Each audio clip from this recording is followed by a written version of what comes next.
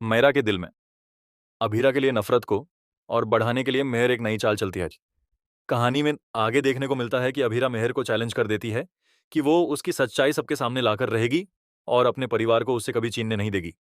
ये सुनकर मेहर पहले तो घबरा जाती है, लेकिन फिर उसे अपनी पुरानी चाल याद आ जाती है जिसके जरिए उसने पहले भी वाणी की मदद से अभीरा को अरमान और मायरा से दूर कर दिया था।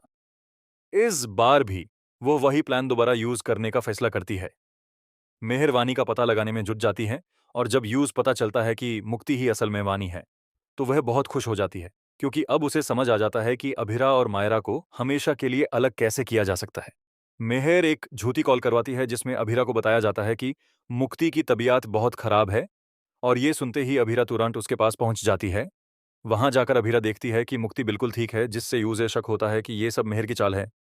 तभी अभिरा पीछे मुड़कर देखती है तो मेरा और मेहर वहां खड़ी होती हैं, और मेरा को भी पता चल जाता है कि मुक्ति ही वानी है। लेकिन मुक्ति को अभी तक इस सच का कोई अंदाजा नहीं होता।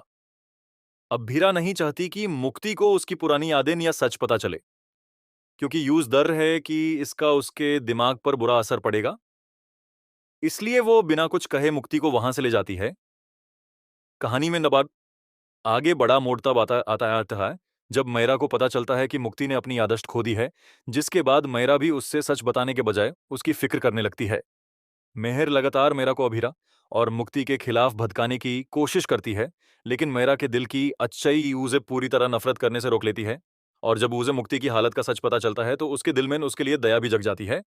इसी बीच अबीरा फैसला करती है कि वो मेहर के खिलाफ मजबूत सबूत इकट्ठा करेगी ताकि सच सबके सामने ला सके और मेहर को अरमान और मेरा की जिंदगी से हमेशा के लिए दूर कर सके। लेकिन अब देखना यह होगा कि क्या अभीरा अपने इस इरादे में कामयाब हो पाएगी, या फिर मेहर की चाल एक बार फिर सब पर भारी पड़ जाएगी।